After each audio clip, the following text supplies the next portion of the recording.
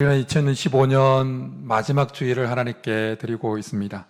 2025년이라고 하는 책의 거의 마지막 페이지를 남겨놓고 있는 지금, 여러분의 마음에는 어떤 문장과 어떤 단어가 가득합니까? 감사, 오늘 찬양대 찬양처럼 감사, 평안, 기쁨, 하나님이 인도하셨다, 이런 문장과 단어가 가득합니까? 아니면 상처, 실패, 아프다, 하나님 내 삶에 왜 이렇습니까? 이런 문장과 이런 단어가 가득하십니까? 2025년 한 해를 지내오면서 누구에게나 크고 작은 일들이 일어났을 겁니다. 그리고 어떤 분들은 그 크고 작은 일들이 왜 자신의 삶에 일어났는지를 알지만, 또 대부분의 사람들은 그 전체를 보기 전까지는 왜 자기에게 그런 일들이 일어나는지 모르고 그냥 2025년 이 자리에 와 있을 가능성이 많습니다. 언젠가 베트남 달라시로라고 하는 곳에 갔을 때 깨진 유리 조각과 깨진 도자기 조각으로 그 건물 벽면을 다 모자이크로 만들어 놓았다고 하는 불교 사원을 방문한 적이 있었습니다. 가서 보니까 정말 건물 여러 채가 있었는데 벽면을 다 깨진 유리 조각과 깨진 도자기로 이렇게 모자이크를 쫙 만들어 놨더라고요. 설교를 준비하면서 깨진 유리 조각과 깨진 도자기 그 조각으로 그 공사를 했던 인부들의 입장에서 한번 생각을 해보았습니다. 그들은 왜 굳이 깨진 조각을 또 조각 내는지, 왜 그렇게 탁한 회색을 또 붙이는지, 그 왜 조각 날카롭게 그걸 또 더 날카롭게 하는지 공사할 때는 몰랐을 겁니다. 그러나 공사가 다 끝내고 그 건물 멀찍이에서 보았을 때, 그래서 그랬구나. 그때는 몰랐는데 그 회색 그 칙칙한 것이 자기들이 모자이크한 그것의 눈동자였구나. 그렇게 깨진 조각에 그것이 빛이 굴절되면서 자기들이 만들었던 모자이크에 더 생동감을 불어넣고 있는 거구나. 그렇게 깨달았을 것이라 여겨졌습니다. 우리의 2020년도도 2025년도도 이와 같습니다. 사건의 바로 앞에 있었을 때는 왜 이런 일이 생겼을까? 그렇게 의문이 들지만, 그러나 그 사건 멀찍이에서 이제 25년 마지막 주일에 서서 하나님의 관점으로 그것을 볼 때, 하나님의 인도하심이었다. 그렇게 고백할 수 있게 되어지는 것입니다.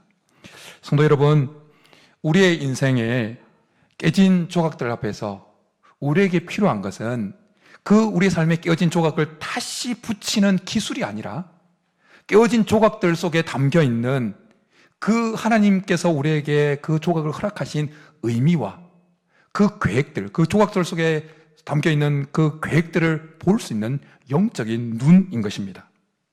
오늘 본문에 등장하는 두 제자들도 그들의 인생의 가장 날카로운 조각 앞에 서 있었습니다. 예수님의 죽음이라고 하는 그 날카로운 조각이 그들의 눈을 완전히 꽉 찔러버렸습니다. 그래서 그들은 그 사건의 한복판에 며칠간 있었지만 그 사건의 의미를 깨달을 수가 없었습니다. 그리고 낙심해서 슬픈 기색을 띠고 엠마오로 내려갑니다. 그리고 예수님께서 그들과 동행하지만 그들은 예수님을 깨닫지 못하고 있습니다. 오늘 본문을 통해서 이 깨달음에 대한 말씀을 함께 나누고자 합니다. 엠마오로 내려가던 그 제자의 모습들은 우리의 모습과 참 많이 닮아 있다고 생각이 되어집니다. 우리도 우리의 삶에 일어난 크고 작은 일들이 어떤 의미를 담고 있는지, 그것이 왜 내 삶에 일어났는지 전혀 이해하지 못한 채 그냥 아파하고 좌절하고 상처로 얼룩진 시간들을 보내왔던 때가 많습니다. 하지만 하나님은 우리에게 찾아오셔서 우리 곁에 같이 걸어주시면서 말씀으로 그것을 풀어주시고 우리의 마음을 다시 뜨겁게 해 주십니다. 2025년 이 끝자락에 여전히 해결되지 않은 마음의 그 상처에 대한 의문을 가지고 이 자리에 서 있는 우리에게 오늘 말씀을 통해서 하나님께 깨달음을 주시고 그 깨달음이 어떤 우리의 삶을 방향을 이끌어 가는지를 함께 본문을 살펴보면서 은혜를 나누고자 합니다. 오늘 본문이 펼쳐지는 그 엠마오로 내려가던 그 길의 분위기는 어떠했을까요? 때는 인류 역사의 그 환경이 완전히 바뀌는 예수님께서 죽음을 박차고 일어난 부활의 아침이었습니다. 하지만 엠마오로 내려가는 그 제자들에게 있어서 그날은 그들의 인생 모든 희망이 절망으로 바뀐 정말 칠흑 같은 어둠이 잔뜩 내린 날이었습니다.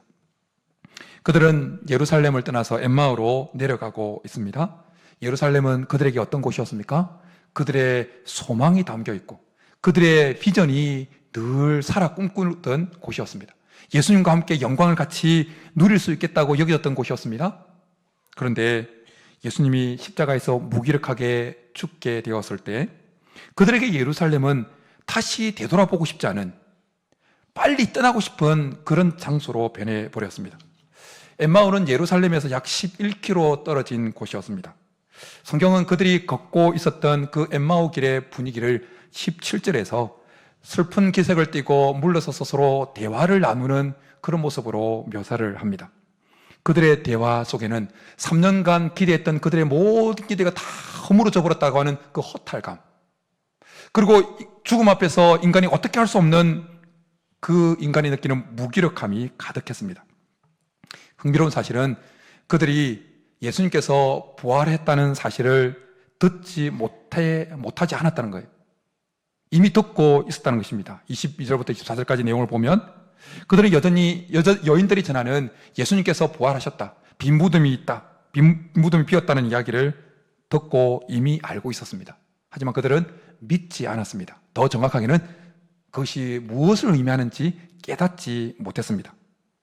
지식으로 정보를 들었지만 그 정보가 그들에게 전혀 진리로 와닿지 않았던 것입니다. 바로 이 지점에서 2025년 끝자락에 서 있는 우리의 모습을 보게 되어집니다. 우리 역시 2025년들을 지내오면서 여전히 하나님을 예배하고 하나님을 섬기고 왔지만 우리의 삶에 크고 작은 조각들이 발생할 때 우린 그것이 무엇을 의미하는지 모르고 그냥 아파하고 좌절하고 낭망한 때가 너무 많았다는 것입니다. 그런데 감사한 것은 그 상실의 길 위에 주님 우리를 그냥 내버려 두지 않냐고 우리를 찾아오셔서 우리 곁에 가까이 함께 걸어주신다는 것입니다. 주님은 제자들과 함께 나란히 걸으셨습니다. 그런데 이상합니다. 제자들이 예수님을 알아보지 못합니다. 숨소리까지 느낄 만큼 아주 가까이 예수님이 그들 곁에 있는데도 그들은 알지 못합니다. 왜일까요? 우린 여기서 깨달음의 첫 번째 단계를 마주하게 되어집니다. 그것은 우리 안에 깨달음이 없을 때 주님이 아무리 우리와 동행하고 있어도 우리는 주님과 엇갈린 길을 가게 되어진다라는 것입니다. 이 두 제자는 앞서 언급했던 것처럼 주님을 모르는 자들이 아니었습니다. 아니요, 오히려 더 주님을 사랑했던 자이고 아주 가까이에서 오늘 올라가서 제자들과 예루살렘 남에 있는 제자들과 함께 이야기를 나눈 거 보면 예수님과 평소에 아주 가까이 지냈던 제자들이었던 것을 보게 되어집니다. 그들은 예수님께서 어떤 일을 행하셨는지 알았던 인물입니다. 그리고 무엇보다도 내려오기 전에 여인들로부터 예수님께서 부활했다는 이야기까지도 들었던 인물이 되었습니다. 그렇지만 정보들이 그들의 삶을 바꿔 놓지 못했습니다. 왜입니까? 해석의 오류가 그들 속에서 발생하고 있었기 때문이었습니다. 그들은 십자가라고 하는 그 조각이 오직 패배와 수치의 조각으로만 해석을 했습니다. 그러나 하나님은 그 십자가의 조각을 엄청나게 인류를 구원하고자 하는 그 큰 구원의 모자이크를 형성하는 아주 중요한 핵심 조각으로 사용하고 계셨습니다. 하지만 깨달음이 없는 제자들에게 있어서 십자가는 그저 그들의 꿈이 산산이 조각나게 된 하나의 실패의 조각으로 해석될 뿐이었습니다. 제자들의 깨달음을 막고 그들 속에 해석의 오류를 가져오게 했던 결정적인 장애물은 무엇이었냐면 그들의 고정관념이었습니다. 그들은 자신들이 기대했던 정치적 메시아라고 하는 프레임에 갇혀 있었습니다. 예수님은 제자들을 향해서 미련하고 선지자들이 말한 모든 것을 마음에 더디 믿는 자들이여 라고 책망하십니다. 여기서 더디 믿는다는 것은 그들이 정보가 부족하다, 지식이 부족하다는 것을 책망하는 것이 아니라 그들의 마음의 태도를 지적하신 것입니다. 고정관념에 갇혀있는 그들, 프레임에 갇혀있는 그들의 마음의 태도가 십자가에 대한 해석의 오류를 가져오게 했다는 것입니다. 그들에게 있어서 예수님은 단순히 예수님의 죽음은 깨어진 조각에 불과했습니다. 정체적인 메시아 그 프레임, 그 고정관념에 갇혀 있으니까 예수님께서 그들에게 던진 질문, 그리스도가 이런 고난을 받고 자기 영광에 들어가야 할 것이 아니냐라는 이 질문에 한 말도 대답하지 못한 것을 보게 되어집니다. 우리는 제자들의 모습을 보면서 내가 보고 싶은 것만 보고, 내가 듣고 싶은 것만 듣고, 내가 믿고 싶은 것만 믿게 될 때 우리는 깨달음의 기회를 잃어버리게 되어진다는 사실을 보게 되어집니다. 내 고정관념과 내 계산이라고 하는 안경만을 가지고 내 삶에 일어난 일들과 하나님의 일들을 보려고 할 때 우리는 해석의 오류를 범하게 되어집니다. 그리고 예수님께서 부활하셨다는 이야기를 듣고도 여전히 엠마오로 내려갔던 제자들처럼 되어진다라는 것입니다. 깨달음이 없으면 우리의 인생은 계속해서 하얀 곡선을 그릴 수밖에 없습니다. 스스로는 하나님을 사랑한다고 그러고 스스로는 하나님을 의지한다고 하지만 영적인 깨달음이 없게 되어지면 주님이 바로 어깨를 나란히 우리 곁에서 함께 하면서 동행하고 있어도 우리의 삶은 계속 하얀 곡선을 그리게 되어진다는 것입니다. 주님은 동행하면서 계속해서 우리에게 신호를 보내십니다. 그러나 우리의 영혼의 영적 안테나가 거꾸러져 있는 상태로 살아가게 되어지면 우리는 그 하나님께서 보내시는 그 신호를 감지하지 못하고 우리는 하나님과 엇갈린 길을 걸어갈 수밖에 없게 되어진다는 것입니다. 사랑하는 성도 여러분, 2025년도 이 마지막 주일 오늘 여전히 여러분의 마음에 상처로 실패로 그렇게 남아있는 그 조각들은 무엇입니까? 왜 하나님이 내 길을 그렇게 막으셨을까? 왜 내 가정에만 이런 어려움을 주셨는가? 라는 질문을 가져오게 만드는 조각들은 무엇입니까? 우리가 그 사건들을 하나님의 관점으로 깨닫지 못하면 그 조각은 계속해서 우리의 영혼을, 우리의 삶을 찌르는 조각이 되어지고 우리의 삶을 끊임없이 하얀 곡선을 그리게 만드는 원인으로 작동할 수 있게 되어집니다. 그러나 기억하십시오. 우리가 실패라고 이름 붙인, 상처라고 이름 붙인 그 사건들이 사실은 하나님이 우리의 삶을 이끌어가는 큰 모자이크의 중심 이야기가 되고 있다라는 사실입니다. 그리고 주님은 지금 우리의 엠마오 하얀길에 함께하고 계십니다. 그리고 이제 그 깨진 조각의 의미가 무엇인지 우리로 하여금 우리가 깨닫기를 원하십니다. 그렇다면 우리의 가려진 그 눈을 뜨게 하고 우리의 인생이 하얀 곡선을 그리는 이 방향을 멈추게 만드는 힘은 어디서 올까요? 그것은 바로 하나님의 말씀입니다. 주님은 절망에 빠져서 엠마오 길로 내려가던 그들을 설득시키기 위해서 뭔가 특별한, 오늘 본문을 읽어보면 뭔가 특별한 기적을 행하지 않습니다. 즉각적으로 상황을 바꾸지도 않습니다. 예수님께서 하신 일은 멈춰서서 기록된 말씀을 펼쳐 보여주신 것입니다. 27절 말씀입니다. 우리 같이 한번 읽겠습니다. 시작. 이에 모세와 모든 선지자의 글로 시작하여 모든 성경에 쓴 바 자기에 관한 것을 자세히 설명하시니라. 아멘. 주님은 구약에 기록되어져 있는 수많은 메시아에 대한 글들을 하나씩 그들에게 풀어줍니다. 27절에 자세히 설명하니라 라고 번역되어진 헬라어 단어는 흩어진 조각들을 한 줄로 쫙 끼워서 그 깊은 의미를 전해준다는 의미가 담겨있는 단어입니다. 제자들에게 있어서 구약의 말씀들은 하나의 그냥 파편들이었어요. 그런데 예수님은 그리스도라고 하는 그 한 줄을 가지고 그 말씀들을 쫙 한 줄로 꿰면서 제자들에게 자기들이 경험했던 그 십자가의 사건이 큰 구원의 역사의 한 획을 긋는 마지막 마무리를 짓는 듯한 사건이었다는 것을 그들에게 알려주십니다. 깨달음은 이처럼 흩어진 내 삶의 파편들이 하나님의 말씀에 의해서 한 줄로 목걸이처럼 쫙 끼워지는 사건이라는 것입니다. 바울은 성령의 감동하심을 입어서 로마서 11장 33절에서 인간의 유한함과 하나님의 무한하심이 이렇게 쫙 만나는 그 지점을 아주 웅장하게 이렇게 선언하고 있습니다. 깊도다 하나님의 지혜와 지식의 부요함이요 그의 판단은 헤아리지 못할 것이며 그의 길은 찾지 못할 것이로다. 로마서 11장 33절 말씀처럼 하나님께서 우리의 삶을 인도해가는 그 길에는 오묘한 길이 너무 많습니다.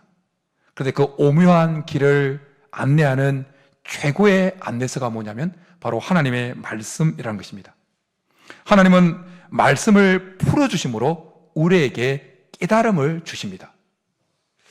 하나님의 인도하심은 우리를 로봇처럼 탁탁탁 이렇게 인도하는 것이 아닙니다.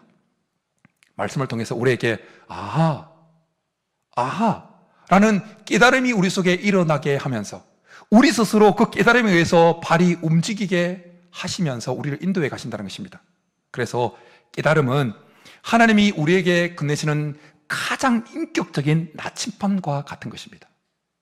강제로가 아니라 말씀으로 우리의 삶을 해석시키면서 말씀으로 우리가 상처라고 이름 붙인 실패라고 이름 붙인 그 사건들을 해석시키면서 재해석시키면서 우리 마음에 아하 그렇구나 내가 이렇게 있어서는 안 되겠구나 내가 이 자리에 주저앉아 있어서는 안 되겠구나 내가 이 방향으로 가서는 안 되겠구나라고 스스로 발을 돌이키게 만드는 하나님의 사랑스러운 제스처라는 것입니다. 하나님의 말씀이 내 삶을 해석하기 시작할 때 우리는 과거의 내 삶이 왜 그 아픔 같은 내게 상처를 줬던 일이 일어날 수밖에 없었는지 가깝게는 2025년도에 왜 그런 일이 내 삶에 일어날 수밖에 없었는지를 해석하게 다시 재해석하게 되어집니다. 제자들에게 말씀을 해석함을 통해서 그 십자가 사건이 실패가 아니라 하나님의 구원의 역사였다는 사실을 재해석시켜주는 예수님의 모습 속에서 우리는 아주 중요한 영적 진리를 하나 발견하게 되어집니다. 그것은 하나님은 우리의 고통스러운 사건을 삭제시키는 분이 아니라 그 사건을 재해석해 주시는 분이시다라는 사실입니다. 주님은 제자들에게 십자가 사건을 삭제시키지 않으셨습니다.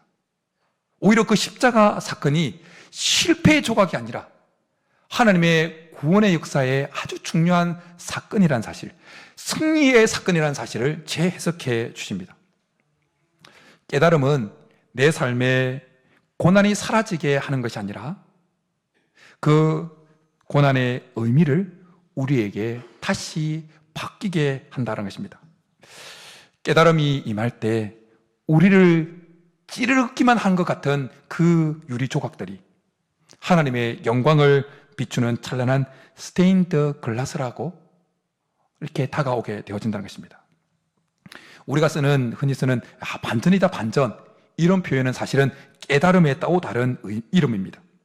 한 어머니의 고백을 기억합니다. 아들이 큰 사고를 당해서 병실에 누워 있습니다. 그 시간 아들을 간호하며 보내는 그 시간은 어머니에게 있어서 너무 가치없고 너무 불만이 넘쳐나고 너무 아픈 시간이었습니다. 그러다가 병원의 그 휴게실에서 자기 아들보다 더 큰 사고를 당한 자녀 때문에 힘들어하고 눈물 흘리는 그 보호자들의 모습을 보기 시작합니다. 그 순간에 그 어머니는 이런 깨달음을 얻게 되어집니다. 하나님이 나에게 이런 유리 조각, 이 아픔을, 저 사람들의 아픔을 이해하고 받아들이는 심장을 가지도록 이식시키기 위해서 나에게 허락하셨구나. 상황은 바뀌지 않았습니다. 여전히 그 자녀는 재활 중이었습니다. 하지만 저주 같았던 그 사건이 하나님 말씀으로 해석이 되어질 때 그 어머니 마음속에 절망은 그 순간 완전히 자취를 감춰버립니다. 바로 하나님 말씀이 우리의 삶을 해석해낼 때, 하나님 말씀이 우리의 상처와 우리가 실패라고 이름 붙인 사건들을 해석해낼 때 우리에게도 동일하게 이런 역사가 일어난다는 것입니다. 꼭 큰 사건만이 아닙니다. 1년 전에 내가 퇴짜를 맞고 1년 전에 내가 면접했는데 떨어졌는데 그것이 하나님 말씀에 의해서 비추어질 때, 해석되어질 때 하나님의 보호하심이었구나. 그 길로 가지 않은 것이 하나님의 인도하심이었구나, 이렇게 해석으로 다가오게 되어진다는 것입니다. 소련에서 말씀드린 모자이크 벽화처럼 조각 하나하나가 따로 떼어져 있을 때는 그냥 쓰레기에 불과합니다. 그러나 장인의 손에 붙들릴 때 그것은 큰 모자이크를 형성해 나가는데 필수 이야기가 되어진다는 것입니다. 하나님은 2025년도 여러분의 삶에 일어났던 그 아픔이라고, 실패라고 붙였던 그 조각들을 낭비하지 않으십니다. 주님의 말씀이 여러분의 삶에 들어와서 해석의 빛을 비출 때 여러분의 실패는 우리를 겸손하게 만드는 이야기가 되어지고, 우리에게 아픔은 누군가를 위로하는 위로의 재료로 사용되어지게 될 줄 믿습니다. 성도 여러분, 2025년도 이 끝자락에 우리가 펼쳐야 되는 것은 세상의 계산기가 아니라 하나님의 말씀입니다. 하나님은 사건을 삭제하시는 분이 아니라 그 말씀을 통해서 다시 사건을 재해석해 주시는 분이십니다. 올 한 해 여러분의 삶 가운데 여러분을 힘들게 했던 사건을 없애달라고 기도하지 마십시오. 오히려 그 사건 속에 감추어진 하나님의 지혜와 우리 자신을 향한 하나님의 계획과 섭리가 무엇인지 깨닫게 해달라고 기도할 수 있기를 축복합니다. 깨달음은 사건은 바꾸지 못하지만 그 사건을 바라보는 우리 자신은 바꿉니다. 그래서 그 사건에 매이지 않냐고, 오히려 그 사건을 발판 삼아서 2026년도를 힘있게 도약할 수 있게 되어진다는 것입니다. 하나님 말씀이 2025년도를 보내온 여러분의 1년을 해석하게 하십시오. 그때 비로소 깊도다 하나님의 지혜와 지식에 부요하며, 이런 고백을 하면서 우리는 2025년도를 뒤로하고 2026년도를 힘있게 나가게 될 줄 믿습니다. 이번 한 주 좀 이런 액션을 한번, 이런 행동을 한번 해보시면 좋겠습니다.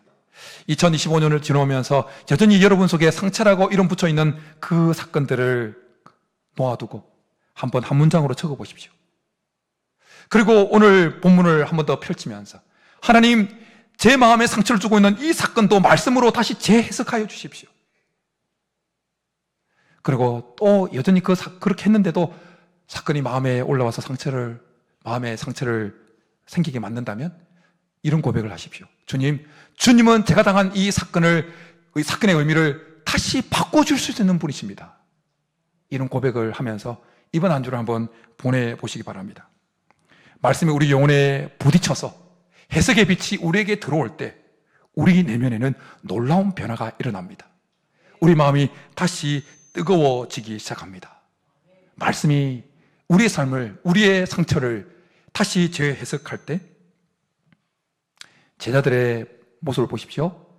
실패라고 여겼는데 말씀이 다시 그들의 실패라고 여겼던 사건을 재해석하게 되어지니까 그들의 속에 일어났던 변화가 뭡니까? 그들의 마음이 뜨거워진 것이었습니다. 깨달음은 머리에 몰지 않냐고 가슴으로 내려왔고, 그리고 최종적으로 발걸음이 움직이는 것으로 완성되어진 것을 보게 되어집니다. 제자들은 32절에서 이렇게 서로에게 고백합니다. 우리 32절 같이 읽겠습니다. 시작. 그들이 서로 말하되 길에서 우리에게 말씀하시고 우리에게 성경을 풀어주실 때에 우리 속에서 마음이 뜨겁지 아니하더냐 하고, 여기서 뜨겁다는 표현은 단순히 감정적인 흥분이 아니라 하나님의 진리가 그 영혼을 때릴 때, 그 영혼의 마음을 부딪힐 때 일어나는 신앙적인 반응이다라는 것입니다. 성경이 말하는 마음이 뜨겁다라는 것은 원어적으로 보면 능동태가 아니라 수동태로 쓰여졌어요. 그들이 마음을 짜내서 그들이 마음이 뜨거워진 게 아니라 하나님의 불이 그들 속에 확 들어와서 뜨거워졌다는 거예요. 수동태의 은혜가 그들에게 임한 것입니다. 하나님의 불꽃이 그들 마음에 확 임하니까 그 깨달음을 통해서 그들의 마음이 막 확 뜨거워져 버렸다는 거예요. 깨달음은 내가 짜낸 그 지혜에서 나오는 것이 아니라 하나님의 은혜가 내게 밀려왔을 때, 하나님의 말씀이 내 삶에 부딪혀 왔을 때 깨닫게 되어지고 내 삶에 일어나게 되어지는 그런 수동태의 은혜라는 것입니다. 말씀 해석을 통해서 우리 안에 깨달음이 있게 되어지고 뜨거움이 있게 되어지면 이제 우리의 삶의 방향은 전환하게 되어집니다. 하나님이 주신 이 뜨거운 깨달음은 제자들의 발걸음을 옮겨놓기 시작했습니다. 그들이 깨달아졌을 때 그들은 가만히 있을 수가 없었습니다. 엠마오에 가만히 있을 수가 없었습니다. 날이 저물었습니다. 예루살렘으로 돌아가는 그 길은 위험한 밤길이었습니다. 그렇지만 그들은 초 하나라도 들고 예루살렘으로 올라가야만 했습니다. 깨달음은 사람을 편하게 하는 것이 아니라 그의 삶을 다시 움직이게 만드는 것입니다. 성경은 이처럼 하나님 말씀이 그들의 삶에 들어와서 그들의 삶을 다시 해석해 줄 때 그들의 발걸음이, 인생의 발걸음이 바뀐, 유턴하게 되어진 사람들의 이야기로 가득 찹니다. 가득 차 있습니다. 우리가 바울을 잘 알지 않습니까? 다메섹 도상에서 부활하신 예수를 만나고 네 신이니까 내가 박해하는 예수다. 그 이야기를 듣고 자기가 지금까지 그렇게 박해했던 예수님이 그리스도라는 사실을 깨닫는 순간 그의 발걸음은 180도로 바뀌게 되어집니다. 핍박자에서 복음을 전하는 자로, 생명을 걸고 복음을 전하는 자로 바뀌게 되어집니다. 누가복음 15장에 등장하는 탕자의 비유에 등장하는 탕자를 보십시오. 타국에서 지업 열매도 먹을 것이 없어서 배를 꼴꼴 굶을 때 아버지 집이 그렇게 얼마나 풍성했는지를 깨닫게 되어집니다. 그 순간 한순간 발걸음을 돌려서 아버지 집으로 향하게 되어집니다. 베드로는 어떻습니까? 갈릴리 바다에서 실패해서 있었을 때 요한의 아들 시몬아, 내가 이 사람들보다 나를 더 사랑하느냐? 라는 질문을 받으면서 여전히 자기 속에 주님을 사랑하는 마음이 있다는 것을 깨닫습니다. 그 순간에 내 양을 먹이라, 내 양을 치라는 그 주님의 음성에 반응해서 여전히 제자의 길에 다시 올라가는 것을 보게 되어집니다. 이들의 공통점이 무엇입니까? 말씀이 그들의 삶에 다가와서 자기가 당하고 있는 그 사건을 다시 재해석해 줄 때 단순히 머리에만 그 깨달음을 머물게 하지 아니하고 그 뜨거움이 가슴을 데우고 그들의 발걸음을 돌려서 삶의 방향을 전환시켰다는 것입니다. 깨달음은 우리를 과거에 안주하게 만들지 아니하고 우리로 하여금 다시금 예루살렘이라고 하는 방향으로 나아가게 하는 동력이 되어진다는 것입니다. 깨달음은 하나님의 인도하심의 시작점입니다. 참된 깨달음은 우리를 안주하게 만들지 않고 우리를 사명의 자리로 나아가게 합니다. 하나님이 우리에게 말씀을 통해서 깨닫게 해주시면, 그렇지, 내가 지금 이 자리에 앉아있을 상황이 아니지, 내가 이 길로 계속 가면 안 되지, 내가 이렇게 상처로 그냥 내가 그 상처라는 올무에 갇혀있으면 안 되지. 하나님은 이 상처를 상처라고 보지 않냐고 내 삶을 인도하기 위해 필수적인 요소로 그렇게 말씀하시는데, 깨달아지면 우리는 다시 하나님의 구체적인 인도함을 받게 되어진다는 것입니다. 깊도다 하나님의 지혜와 지식에 부요함이여 라고 했던 사도 바울의 로마서 11장 33절의 말씀처럼 하나님의 그 지혜와 지식은 정말 부요합니다. 우리가 그 말씀이 우리에게 부딪혀 와서 깨닫게 되어질 때 우리는 그 하나님의 부요함을, 지식과 지혜의 부요함을 깨닫게 되어집니다. 그러면 우리 안에 가득했던 그 절망과 좌절과 상처는 해석이 사라지니까, 해석이 달라지니까 온데간데 없이 자취를 감추게 되어진다는 것입니다. 깨달음은 우리를 과거의 무덤에서 끄집어내어서 미래라고 하는 사명의 자리로 이끌어가게 합니다.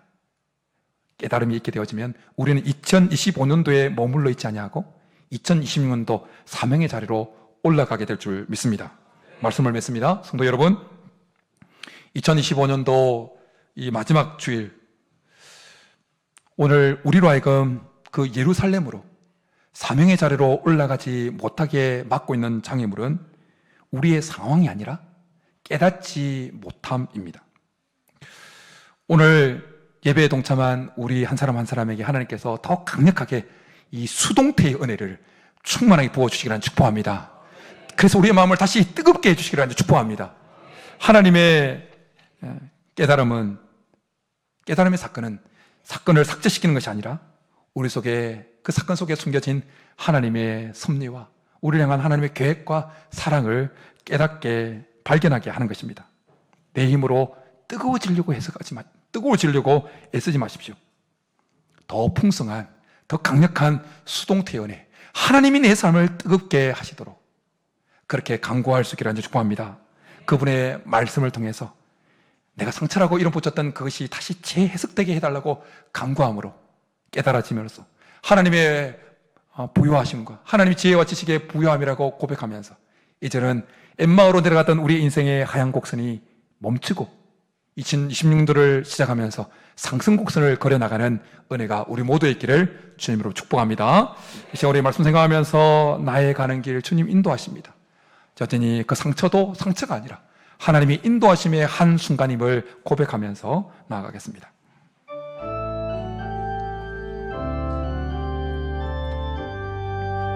나의 가는 길, 나의 간 주님 인도하시네. 그는 보이지 않아도 날 위해 일하시네. 주 나의 인도자 항상 함께 하시네. 사랑과 힘 베푸시며 인도하시네. 인도하 광야의 길을 만드시고 광야의 길을 만드시고 날 인도해.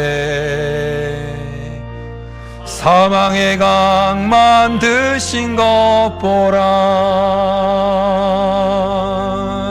하늘과 땅 변해도 주의 말씀 영원히 내 삶 속에 새 일을 행하리.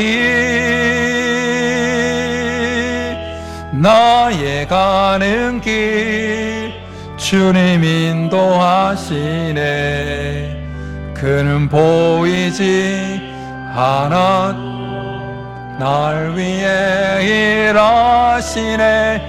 주 나의 인도자 항상 함께 하시네.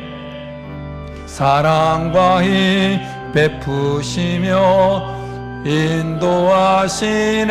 인도하시네. 인도하시네. 이 시간 우리 말씀 생각하면서 같이 한번 기도하며 나가겠습니다. 여러분, 2025년도 마지막 주일을 보내고 있는 이 순간에도 여전히 여러분 마음속에 상처라는 이름을 붙인, 실패라고 이름을 붙인 사건들이 혹시 있으십니까? 하나님, 말씀으로 그 사건들을 재해석할 수 있는 은혜를 주옵소서.